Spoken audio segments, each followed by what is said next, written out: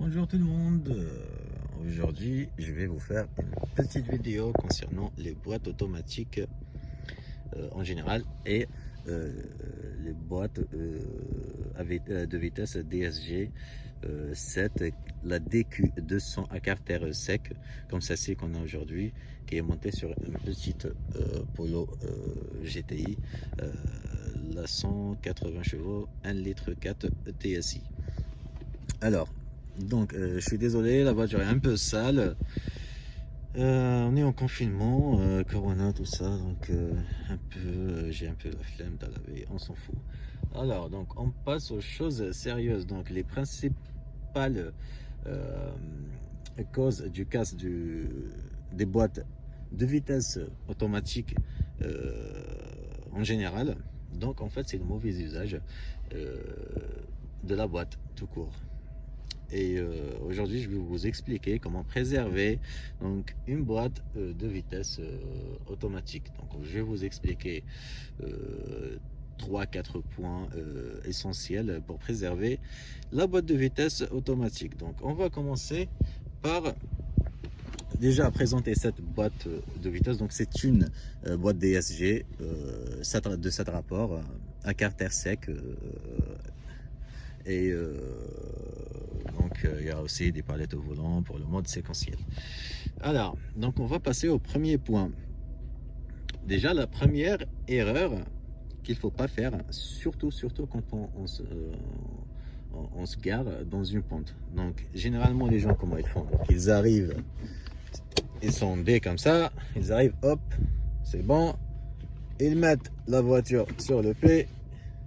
Quand on met la voiture sur le P, ils mettent la voiture sur le P, ils lèvent le frein à main. Regardez-moi là.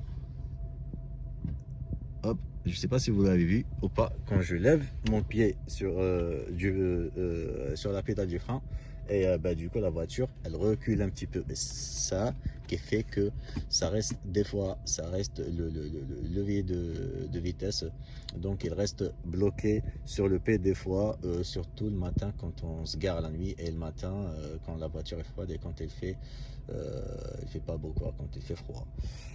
Donc voilà, ça c'est la première erreur et on peut dire c'est la cause principale du casse des boîtes de vitesse automatique. Donc comment il faut faire quand on arrive? Donc on est sur le D, voilà, hop, ça avance, on est sur le D, on arrive, on met le N, le pied toujours sur la pédale du frein, on lève le frein à main, on lève le pied, hop, sur la pédale du frein. Maintenant la voiture est calée sur le frein à main et non pas sur la boîte de vitesse. En ce moment on va appuyer sur la pédale de frein pour qu'on puisse mettre le parking, et là on lève le pied sur la pédale de frein et le stationnement est fait d'une bonne manière quoi. Alors donc ça c'est la première étape. La deuxième étape c'est l'utilisation des palettes. L'utilisation des palettes, donc il n'y a pas de souci si on utilise les palettes soit sur le mode drive, soit sur le mode sport, donc il n'y a pas de souci, sauf que par exemple quand on fait je sais pas, quand on veut conduire d'une manière sportive, donc il y a un truc qu'il faut donc l'éviter quand on conduit comme ça, et quand on a une boîte auto et non pas une boîte manuelle. Par exemple, donc on part sur une boîte manuelle. Par exemple, la boîte manuelle, on accélère et tout, on a un virage devant, on appuie un petit peu sur le frein. Si ça nécessite qu'on rétrograde pour faire un frein moteur, on rétrograde, il n'y a pas de souci. On fait le frein moteur pour aider la voiture à freiner, pour préserver les plaquettes et pour ne pas faire chauffer les disques. Donc généralement c'est comme ça qu'on fait. Mais avec une boîte de vitesse automatique, c'est pas comme ça qu'il faut faire. Quand on est sur par exemple le D ou le S, la voiture rétrograde toute seule. Par exemple, si on met sur le mode séquentiel, donc comme ça c'est nous qui passons les vitesses via les palettes, donc on roule normalement, mais quand on veut freiner et rétrograder, il faut que le tour minute soit bas. En fait, c'est comme les supercars. Si vous avez une voiture équipée des palettes, en fait, quand vous conduisez cette voiture, c'est comme si vous conduisez une Ferrari ou une Lamborghini. Donc, une Ferrari ou une Lamborghini, il faut freiner et bien freiner avant de rétrograder ou de passer au rapport en dessous. Donc il faut bien freiner, il faut que le tour minute soit vraiment bas. Bon, pas vraiment, mais bon, au minimum 3000 tours, 4000, 3000 tours, pour ne pas casser la boîte de vitesse automatique, parce que sur les Ferrari et tout, ça provoque un blocage des roues, mais par contre ici, pardon, sur les Ferrari, donc ça provoque un blocage des roues, et sur les Ferrari il y a des boîtes automatiques qui sont reboostées, qui sont voilà faites pour ça. Par contre sur des voitures comme ça, sur des voitures qui sont un petit peu faites pour tous les jours, donc la boîte de vitesse est un petit peu fragile. Donc quand on veut passer au rapport en dessous, il faut laisser donc le tour minute descend un petit peu, et faire chauffer les freins et perdre les plaquettes de frein, il n'y a pas de souci, c'est mieux que de perdre la boîte de vitesse. Ça c'est le deuxième point plus important, le deuxième point important pour préserver donc la boîte de vitesse automatique.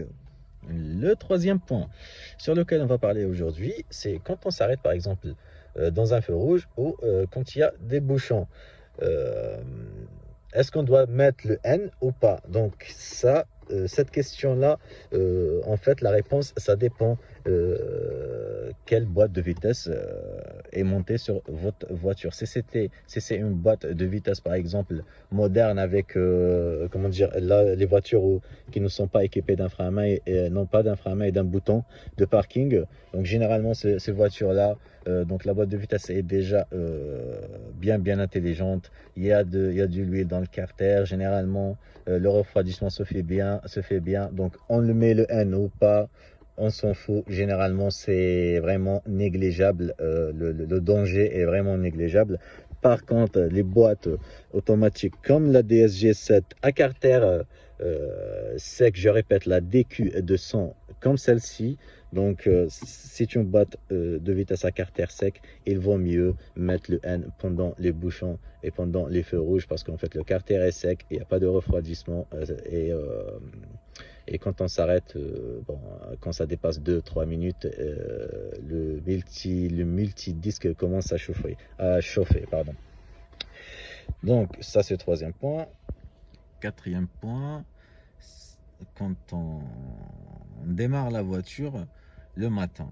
Donc quand on démarre la voiture le matin, ce genre de voiture, c'est des voitures récentes, c'est des moteurs récents, n'ont pas besoin d'un temps de chauffe pour qu'on démarre. Donc ils vont mieux, au contraire, ils vont mieux donc faire tourner le moteur, laisser le tour minute descendre, par exemple, là, je sais pas, 8000 tours ou par minute, ou l'essentiel, on le laisse stabiliser dans son bas régime, et on démarre, on roule pépère doucement, et comme ça le moteur et la boîte de vitesse chauffent en même temps, et qu'il n'y a pas de problème de dilatation ou de décontraction des métaux, donc entre la boîte et le moteur. Donc si on laisse le moteur chauffe tout seul, la boîte est froide, il y a une différence de chaleur entre les deux, et c'est ce qui peut provoquer donc des dommages pour la boîte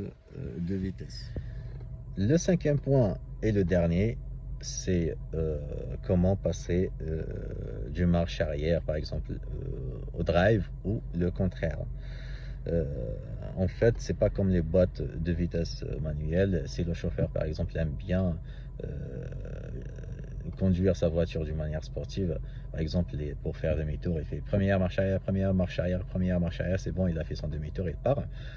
Avec ce genre de voiture, malheureusement, ça marche pas comme ça. Donc il faut lui donner le temps de mettre le rapport en place avant de passer. Par exemple, comme ici, on passe en marche arrière, on entend on regarde le terminal, il se baisse, on sait que le rapport c'est bon, il est entré.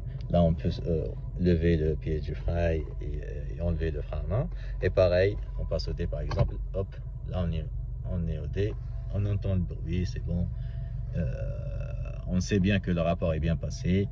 Là on enlève le pied sur le frein et on peut démarrer. Donc ça c'est cette petite vidéo d'aujourd'hui.